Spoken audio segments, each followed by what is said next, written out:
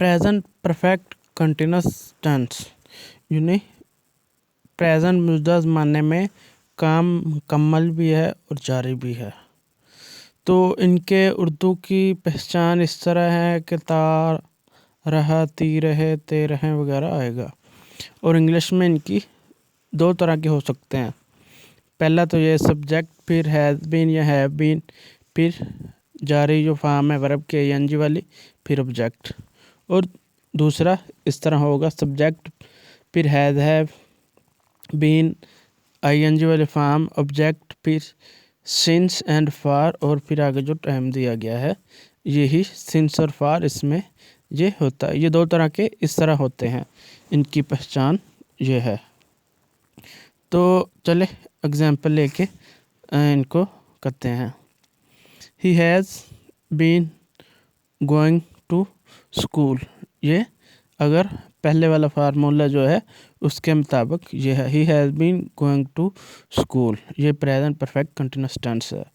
We have been reading books, ये है पहले वाला फार्मूला। और दूसरे भी वाले में सिंस और फार आ जाता है। और जो सिंस है वो किन के लिए कहाँ लगाया जाता है और फार कहाँ लगाया जाता है।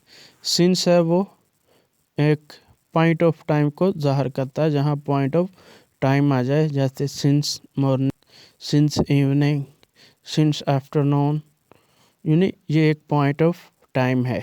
सिंस दिसंबर, किसी चीज़ का नाम आ जाए, यानी टाइम का पीरियड नहीं दिया गया। सिंस 1970, यानी हमें जिसमें गिनती करनी पड़े, लम्हात की गिनती करनी पड़े, सेकंड, मिनट, और दिनों, वीक, ईयर, सेंचुरी की गिनती करनी पड़े, तो वहाँ हम सिंस लगाएंगे। फार जो है वो पीरियड ऑफ टाइम के लिए इस्तेमाल किया जाता है, जहाँ हमें गिनती ना करनी पड़े, यानी हमें पीरियड का पहले ही पता चल जाए कि इतना टाइम हो चुका है और काम जारी भी है, गिनती ना करनी पड़े।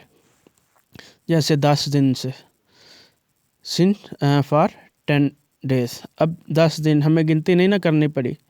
4 घंटों से 4 आ गया, हमें गिनती घंटों की नहीं करनी पड़ी।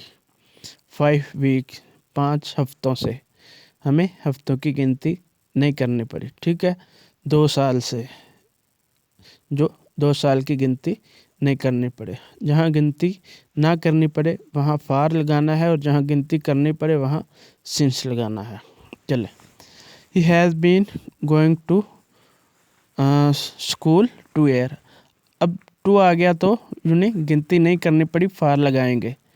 ही has been going to school for 2 years, 2 आ गया तो गिनती नहीं करनी पड़ी। वी हैव बीन रीडिंग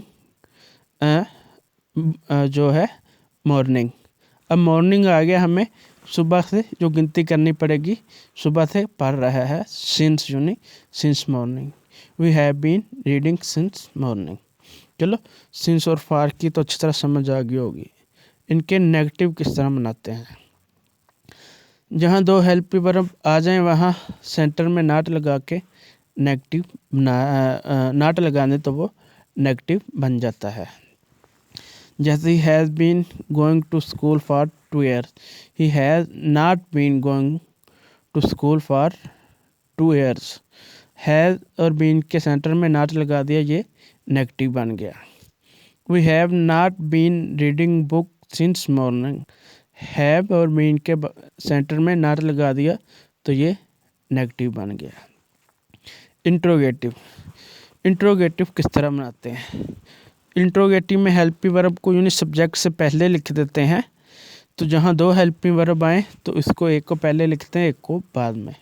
यहाँ हैज़ हैव को सब्जेक्ट से पहले लिख देंगे और बीन को बाद में, और बाकी जो फार्मूला है वो वही सेम रहेगा, जो आईएनजी वाली फार्म, ऑब्जेक्ट और फिर सिंस फार, ये वैसे ही रहेगा। He has been going to school for 2 years, has he been going to school for 2 year, और एंड पे जो सवालिया निशान है। दूसरा है we have been reading book since morning, have we been reading book since morning, और फिर क्वेश्चन मार्क। जो बन गए इनके इंट्रोगेटिव। इस तरह बनाए जाते हैं। चलें डबल इंट्रोगेटिव किस तरह बनाते हैं। डबल इंट्रोगेटिव तो वही सिंपल तरीका है, जो क्वेश्चन वर्ड है उनको जो हमने इंट्रोगेटिव बनाए हैं उनको शुरू में पुट कर दें तो वो इंट्रोगेटिव बन जाता है। जैसे पहले वाले हमने वाई लगा दिया, why has he been going to school for 2 years। दूसरा वाला है how have we been reading books since morning, how लगा दिया, ये बन गया डबल इंट्रोगेटिव। बहुत आसान तरीका है। अगर समझ आई हो तो लाइक ज़रूर कीजिएगा।